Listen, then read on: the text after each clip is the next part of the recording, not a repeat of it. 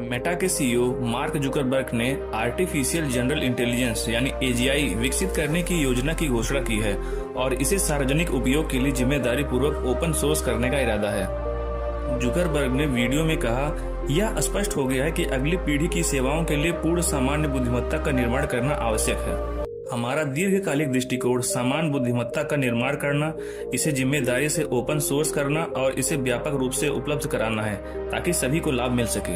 यह कदम open AI, Google और Meta द्वारा जनरेटिव एआई में किए गए इसी तरह के निवेश के बाद उठाया गया है, जिसमें गूगल के जेमिनी और मेटा के लामा 2 जैसे हालिया मॉडल, एआई चैटबॉट और स्मार्ट ग्लास जैसे अनुप्रयोगों में योगदान दे रहे हैं। आइए एआई और एजीआई के बीच का अंतर समझने की कोशिश करते हैं।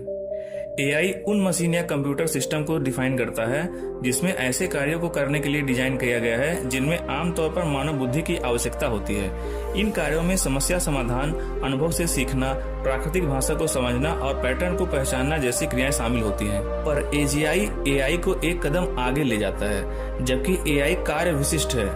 एजीआई का लक्ष्य ऐसी बुद्धिमत्ता प्राप्त करना है जिसे मानव बुद्धिमत्ता के समान कार्यों की एक विस्तृत श्रृंखला में लागू किया जा सके।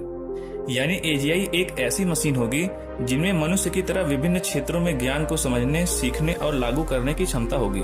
एआई को खास कामों के लिए डिजाइन किया गया है। उदाहरण के लिए इमेज रिकॉग्निशन, वॉइस असिस्टेंट और रिकमेंडेशन सिस्टम सभी एआई एप्लीकेशन के उदाहरण हैं। ये सिस्टम अपने निर्धारित कामों में तो बेहतर हैं, लेकिन अपने प्रोग्राम किए गए दायरे से बाहर काम करने में सक्षम नहीं है। जबकि एआई एक कार्य से दूसरे कार्य में सहजता से बदलाव करने में सक्षम होगा, जो अनुकूलशीलता और सामान्यीकरण का एक ऐसा स्तर प्रदर्शित करेगा जो एआई नहीं कर सकता। एआई सिस्टम को आमतौर पर बड़े डेटाबेस और पूर्व निर्धारित एल्गोरिदम का उपयोग करके किसी विशिष्ट कार्य के लिए प्रशिक्षित किया जाता है। वे अपनी प्रोग्रामिंग की सीमाओं के भीतर काम करते हैं और अन्य संबंधित कार्यों के लिए अपने सीखने को सामान्यीकृत करने की क्षमता का अभाव रखते हैं। दूसरी ओर एजीआई में एक कार्य से सीखने और उस ज्ञान को नए अनदेखे कार्यों को करने के लिए लागू करने की क्षमता होगी। यह विभिन्न अनुभवों से सीखने और जीवन के विभिन्न पहलुओं में उस ज्ञान को लागू करने की मानवीय क्षमता को दर्शाता है। एआई सिस्टम संदर्भ की बारीकियों को समझने में संघर्ष कर सकते हैं। उदाहरण के लिए, अगर वॉइस रिकॉग्निशन एआई में संदर्भगत समझ की कमी है तो वह किसी आदेश की गलत व्याख्या कर सकता है, जबकि एजीआई आदर्श रूप से संदर्भ को समझेगा और मानवीय संज्ञान के बराबर समझ की गहराई के साथ निर्णय लेगा। यह संदर्भगत जागरूकता एजीआई के लिए विविध कार्यों की जटिलता को नेगेटिव करने के लिए महत्वपूर्ण है। जनता द्वारा एजीआई का उपयोग जोखिम और लाभ दोनों के साथ आता है।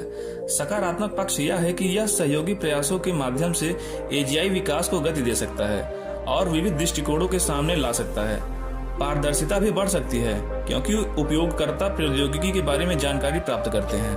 हालांकि सुरक्षा जोखिम उत्पन्न हो सकते हैं जिससे दुरुपयोग हो सकता है और नैतिक चिंताओं को संबोधित करना अधिक चुनौतीपूर्ण हो सकता है।